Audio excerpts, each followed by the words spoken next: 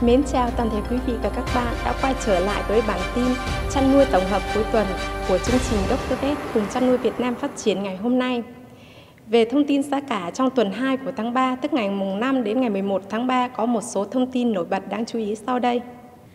Giá gà trắng tại Trung Quốc nối dài đà tăng trong suốt tuần qua, mức tăng lên quanh mức 10,72 tệ trên kg, tương đương 36.400 đồng trên kg. Bên cạnh đó, ngành dịch vụ ăn uống nhanh ghi nhận những phục hồi tốt, thúc đẩy nhu cầu tiêu thụ gà, đặc biệt là gà trắng được cải thiện hơn. Giá vịt thịt kéo dài đà tăng tốt, đạt quanh mức 11,42 tệ trên kg, tương đương 38.800 đồng trên kg.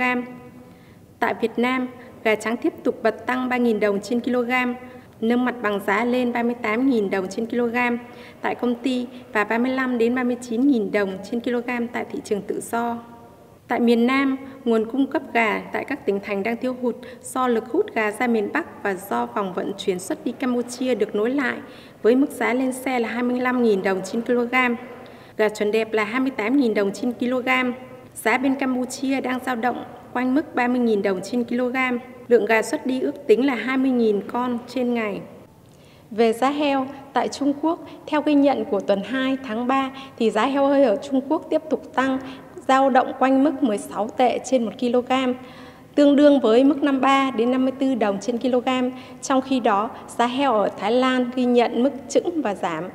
Tuy nhiên, theo nhận định của các chuyên gia, giá heo Trung Quốc ngắn hạn khó có sức bật tốt do thiếu vắng các tín hiệu tích cực ở hai phía cung, cầu. Tại Thái Lan, xu hướng giảm tiếp tục bao trùm lên giá heo ở nước này, ở quanh mức 83,3 bạt trên kg, tương đương 58.000 đồng trên kg. Tại Lào và Campuchia, trong tuần 2 của tháng 3, giá heo tại Campuchia có ghi nhận những diễn biến tăng, trong khi đó giá heo tại Lào lại có những dấu hiệu giảm nhẹ. Giá heo tại ba miền ở Việt Nam tuần này tiếp tục ghi nhận đà đi ngang, phổ biến quanh mức từ 46 đến 48.000 đồng trên kg, trong đó mức 48.000 đồng trên kg áp dụng cho heo biểu to. Miền Trung và miền Nam giao dịch giá heo ở mức 47 đến 50.000 đồng trên kg. Tại miền Nam, trong dân vẫn có thể giao dịch ở mức 50.000 đồng trên kg nhưng không nhiều. Các nhà chăn nuôi lớn nhận định rằng phải đến quý 2 của năm nay thì nền kinh tế mới bắt đầu ổn định, mức thu nhập của người lao động mới được cải thiện, từ đó sức tiêu thụ thịt mới tăng và thúc đẩy giá cả chăn nuôi gà, lợn sẽ được cải thiện tốt hơn. Sau đây sẽ là bản tin vắn tắt một số tin tức nổi bật trong tuần.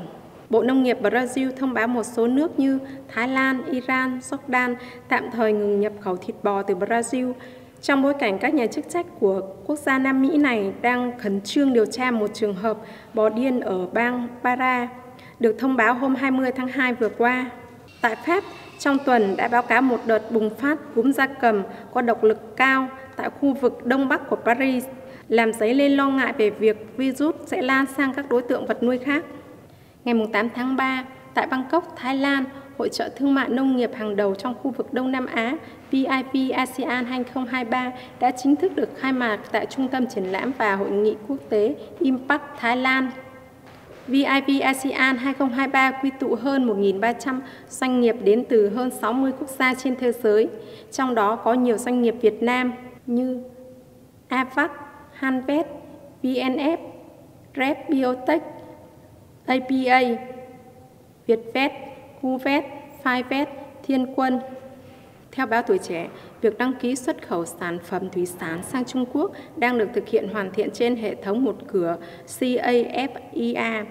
Tuy nhiên, nhiều khó khăn khiến doanh nghiệp xuất khẩu thủy sản còn đang dậm chân tại chỗ do tắc ngay ở khâu đăng ký. Ông Trần Văn Út, Giám đốc Công ty trách nhiệm hữu hạn thương mại xuất nhập khẩu Vĩ Tuyến ở Quảng Ninh cho biết, cho đến ngày 7 tháng 3 đã có hơn 11 lô thủy sản tươi sống đã bị tiếp tục phân vào luồng đỏ.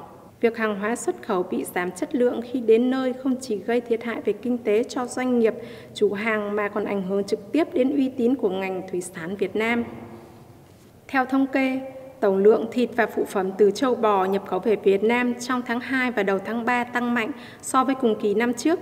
Cụ thể, mã HS0201 0202 nhập về sơ bộ đạt 18,85 nghìn tấn, tăng 2,4 lần so với tháng 1 và 1,5 lần so với cùng kỳ năm trước, khiến cho tiêu thụ trâu bò trong nước tiếp tục gặp nhiều khó khăn. Trên đây là một số thông tin nổi bật trong tuần 2 của tháng 3 được Ban thư ký của chương trình Dr. Vet tổng hợp gửi đến quý bà con. Chúc bà con cuối tuần thật nhiều sức khỏe và nhớ xem bản tin chăn nuôi tổng hợp cuối tuần của chương trình Dr. Vet cùng Chăn nuôi Việt Nam Phát triển vào 20 giờ tối ngày thứ Bảy hàng tuần. Xin chào và hẹn gặp lại!